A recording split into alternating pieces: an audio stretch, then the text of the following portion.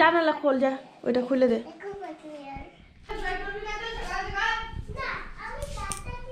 Good morning বন্ধুরা, অর্পিস dream ওয়ার্ল্ডে তোমাদের সবাইকে জানাই ওয়েলকাম। আশা করছি যে যেখান থেকে আমার ব্লগ দেখছো তোমরা সবাই ভালো আছো, আর আমরাও ভীষণ ভালো আছি। তো আজকে হলো মঙ্গলবার, আর এখন হচ্ছে ওই 9টার মতো বাজে।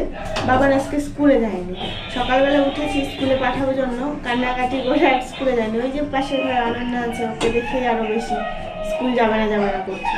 তো সবাই এখন মানে ওরা ফ্রেশ ট্রেশ হয়ে নিয়েছে, ব্রাশ ট্রাশ করে নিয়েছে। এখন আমি ব্রেকফাস্ট বানালাম। কালকে রাতে ভাত করেছিলাম, অনেকটা ভাত বেশি হয়েছে, তো এই জন্য সবার জন্য ভাত ফ্রাই করলাম। আর বাবা তো ভাত খাবে না সকালবেলা, ওর জন্য ওই 3-4টে রুটি বানিয়েছে। তো এগুলো আর কি হচ্ছে। তো চলো তোমাদেরকে সাথে নিয়ে এখন থেকেই আজকের ব্লগটা স্টার্ট করলাম। আমি ভাবছি আজকের ব্লগটা তোমাদের অনেক ভালো লাগবে।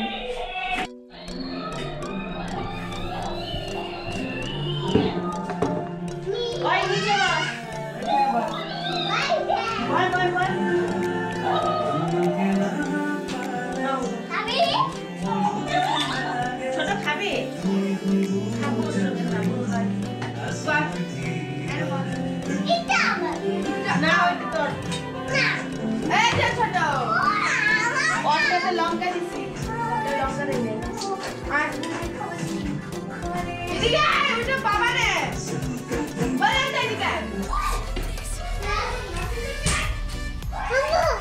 খাবে। কোনটা খাবে?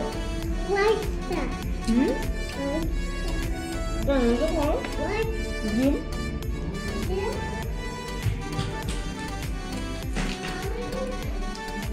121 পরে যাবো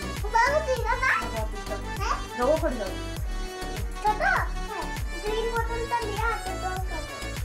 21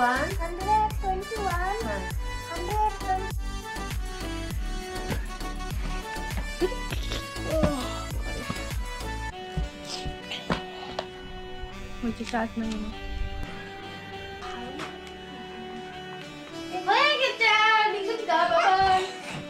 ভাবি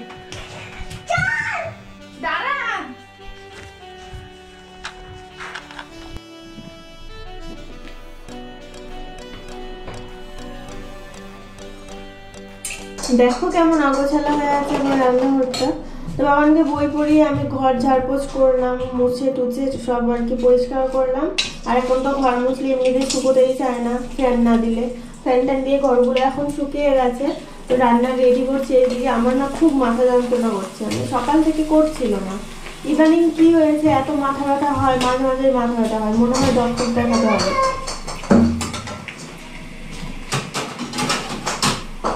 কালকে বিকেলবেলা মানে সন্ধ্যার সময় একবার ব্যথা করছিল, 15-20 মিনিটের মতো মানে ব্যথাটা করছিল। তারপর ঠিক 15-20 মিনিট পরে মোটামুটি ঠিক হয়ে গেছিল। আর আজকে যে বাবাকে বই পড়ালাম, স্কুলে যাইনি যে বাবা এত দুষ্টুমি, বই পড়ালাম তো এতক্ষণ, বই পড়ানোর পর থেকে আমার মাথার যন্ত্রণাটা আজকে আবার শুরু হয়েছে।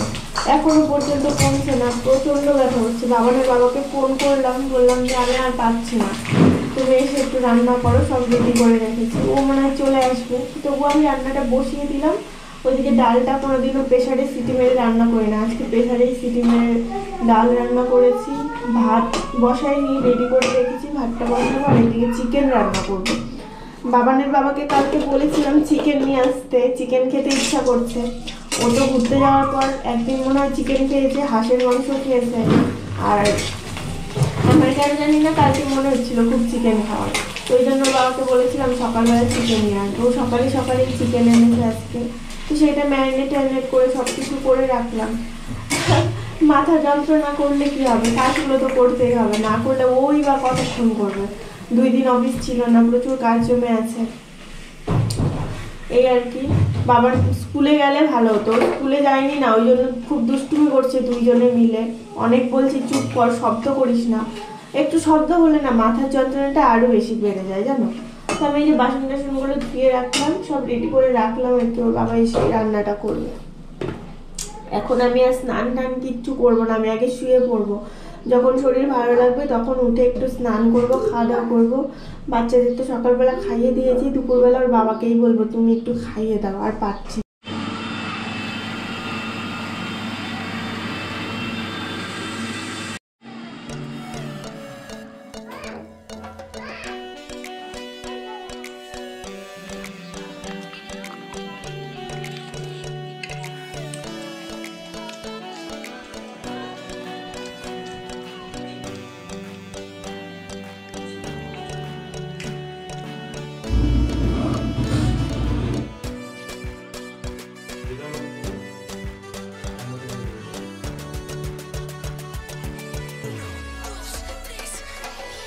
বিকেলবেলা ঘুমাবো করে অনেকক্ষণ শুয়েছিলাম, কিছুতেই আর ঘুম আসছে না। ওই যে বললাম না মাথা যন্ত্রণা করছে সারাদিন থেকে, তো ঘুম আসছে না। তারপর বাবানের বাবাও আর অফিসে যায়নি, দুজনে মিলে একটা মুভি দেখলাম। বাবান ছোট ঘুম থেকে ওঠার পর এই যে এখন ওই ওদের জন্য আর কি টিফিন বানিয়ে দিচ্ছি। আমি আর এই সন্ধ্যাবেলা আজকে কিছু খাবো না, একদম ইচ্ছা করছে না। সন্ধ্যার টিফিন খেয়ে বাবানের বাবা গেছিল দোকানে ওষুধ নিয়ে আসতে। ওই যে বললাম মাথা ব্যথা, কিছুতেই মাথা ব্যথা কমছে না। আসলে একটা কেমন যেন অভ্যাসই হয়ে গেছে যে ওষুধ ছাড়া মাথার ব্যথাটা কমে না। তো তারপর একটা ওষুধ খেয়ে নিলাম, মাথার ব্যথাটা এখন একদমই কমে গেছে। তো এরকম শরীর থাকলে দেখো কত কাজ করতে ইচ্ছে করে, আর মাথার যন্ত্রণা করলে না তখন একটা কাজও করতে ইচ্ছে করে না। তো তারপরে এই যে চলে আসলাম রুটি বানাতে। এটা একটা ডেইলি দিনেকার কাজ, রুটি বানাতেই হবে রাতের বেলা, আর কিছু করো না করো। তো রুটিটা বানিয়ে নিচ্ছি, রাতের খাওয়া দাওয়া সব কমপ্লিট করে নিব। তারপর তো সকালে আবার বাবানের স্কুল আছে, সব কাজ গুছিয়ে রাখতে হবে। রুটি দিয়ে না মাংস খেতে আমার খুব ভালো লাগে, কিন্তু আজকে অনেকগুলো ভাত আছে, ভাতগুলো খেতে হবে। বাবানের বাবা তো একদমই খাবে না, বাবানকে খাইয়ে দিলাম আর কি। তারপর এখন আমি খাবো। দেখো বাবান ছোট দুজনে মিলেই ফ্রক ফ্রক খেলছে। ছোট তো জল খেয়ে জামা ভিজিয়ে দিয়েছে, তো ওকে জামা টামা পরিয়ে দিয়ে আসলাম। আমাদের কিন্তু খাওয়া দাওয়া এতক্ষণ হয়ে গেছে। তো খাওয়া দাওয়া করে এখন ওই রান্নাঘরটা গুছিয়ে রাখছি, বাসনগুলো ধুয়ে নিলাম। তারপর এখন এই যে বাদাম ভিজিয়ে রাখছি, মানে যা কাজ থাকে আর কি সব কাজ একদম গুছিয়ে টুচিয়ে দেখো রান্নাঘর সুন্দর করে মুছে রেখে দিলাম। সকালবেলা উঠে এই রান্নাঘরে আসতে কত যে ভালো লাগে, আর অগোছালো হয়ে থাকলে মানে নিজেরই রাগ ওঠে। তো এখন এই যে বর বিছানা গুজাচ্ছে, বাবান ছোট দেখো ঘরের কি অবস্থা করে রেখেছে, ডেইলি এরকমই করে রাখে। বিছানার অবস্থা দেখো, মনে হয় যে আমি কখনোই বিছানা গোছাই না। তো বিছানা টিছানা ঝেড়ে পরিষ্কার করে দিল, এখন আমি ঘরটা ঝেড়ে সুন্দর করে রেখে দিব। রাতের বেলা ঘরটা সুন্দর করে ঝেড়ে রাখলে সকালবেলা হালকা করে একটু ঝাড় দিলেই হয়ে যায়। ওই জন্য আমি বেশিরভাগ দিনই রাতের বেলা ঘরটা ঝেড়ে রেখে দিই। রাতের বেলা তো আর নোংরা বাইরে ফেলতে নেই, ওই জন্য ঘরের এক কর্নারে আর কি নিয়ে রাখি। ছোটুর জন্য দুধ গরম করেছি, তো সেটা ঠান্ডা হতে দিয়েছি, ওকে খাওয়ানোটা বাকি আছে। ও রাতের বেলা শোয়ার আগে ওকে হয়তোবা দুধ ব্রেড খাওয়াই, না হলে দুধ বিস্কিট খাওয়াই, যখন ও যেটা খেতে যায় সেটাই আর কি দিই। আমি না নিজের যত্ন, খাওয়া দাওয়া এগুলো একদমই মানে টাইম টু টাইম করি না, জানো তো। তো এই জন্য আমার মা আমাকে আগে অনেক বকতো, মানে নিজের যত্নটা করি না জন্য। মুখ ধুই না, মানে রাতের বেলা আর কি, রাতের বেলা ঘুমানোর আগে একটু ফ্রেশ ট্রেশ হয়ে মুখ ধুতে হয়, সেটা করতাম না আগে, এই জন্য অনেক বকাবকি করতো।